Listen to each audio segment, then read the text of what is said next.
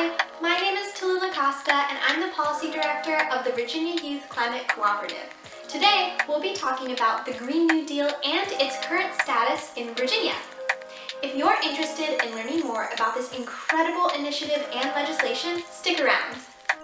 Let's start with some history to contextualize the development of the Green New Deal. FDR's New Deal was a series of programs and government projects that brought much-needed relief to the country after the Great Depression. FDR kickstarted the Civilian Conservation Corps, which worked to employ civilians by creating jobs to improve the nation's natural resources. Members of the CCC planted 3 billion trees, created forest fire prevention systems, and landscaped 711 state parks. The CCC lost funding due to World War II, but the impact it had on future generations was immense, as organizations like the Students' Conservation Association and the Green Guards came about because of this program. Inspired by FDR's New Deal, the Green New Deal Task Force was created in 2006 as an effort to improve the environment legislatively. This group focused on how major issues such as renewable energy and carbon taxes could be addressed by the legislative branch. Since then, most drafts and discussions of further implementation on the federal level have fallen through and failed to garner enough support. However, in 2019, new Green New Deal proposals were introduced to the House of Representatives and Senate by AOC and Ed Markey, which then started a dialogue on the future of climate legislation. The federal Green New Deal has not passed yet. Some states and cities have passed similar legislation for their jurisdictions. Let's look at what a Virginia Green New Deal Act would actually look like. This bill would require that energy providers like Dominion generate 80% of their electricity from clean sources by 2028 and 100% by 2036. It's ambitious, but it's not impossible. If passed, no new major fossil fuel projects would be allowed in Virginia, and the deal would also allow the government to impose harsh penalties on companies that refuse to go green. The Virginia Green New Deal also prioritizes labor and racial justice.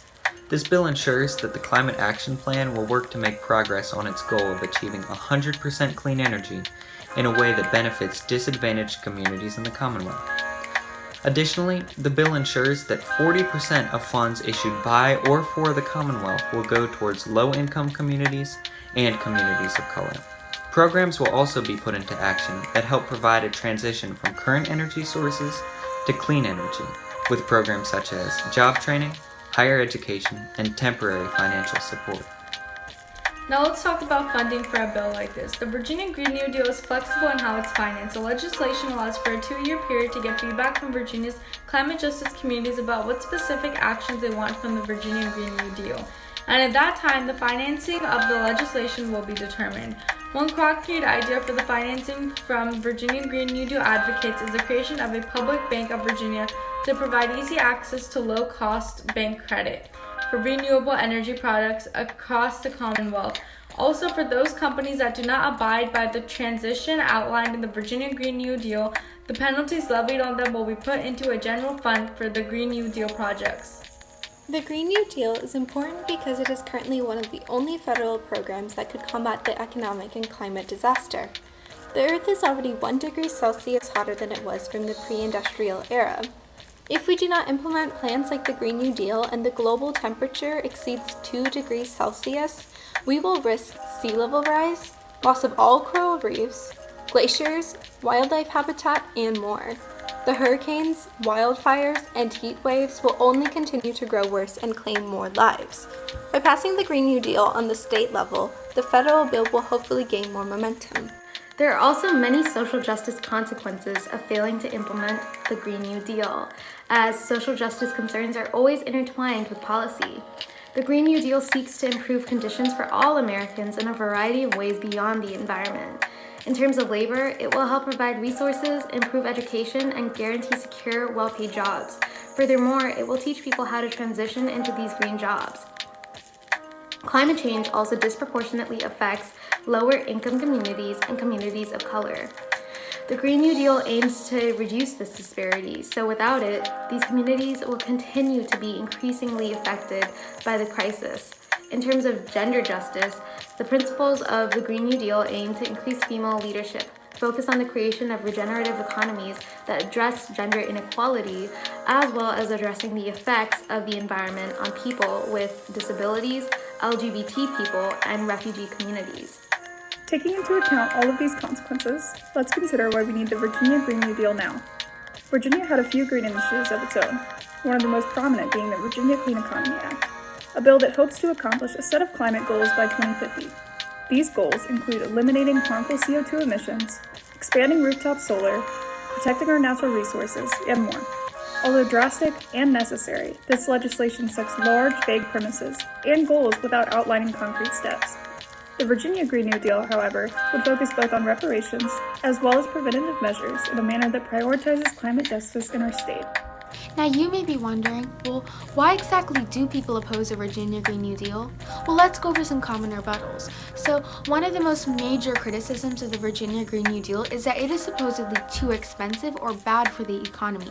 But this is completely untrue, as the Virginia Green New Deal is actually developing a flexible approach to funding that avoids the use of taxpayer money while also aiming to create thousands of sustainable jobs, which means that it's actually going to boost our state's economy.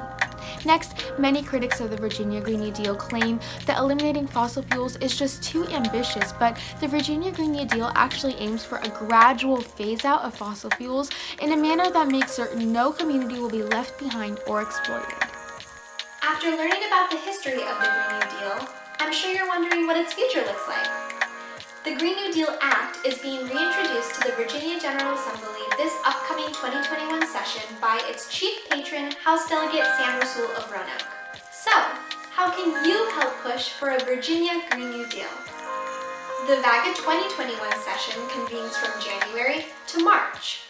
So VAYCC will be phone banking and reaching out to representatives to make sure that the GND has their votes. You are more than welcome to join us in these activities, so keep an eye out for more information on our Instagram and our website as we approach the session. Additionally, you can call your House delegate and your state senator today to ask their stance on the Green New Deal. If they're for it, fantastic. If they seem wary or oppose it, express your opinion as a constituent and explain why your rep should vote for it. If you need to figure out who your representatives are, just click this link in the description of the video or in our Instagram bio. VAYCC is a proud member of the Virginia GND Coalition, so we will continue to post about how you can get involved in supporting the bill and updates on its progress. Thank you so much for watching. Now be sure to follow us on Instagram, Twitter, YouTube, and check out our website and our Medium publication if you're interested in being involved with VAYCC in any capacity.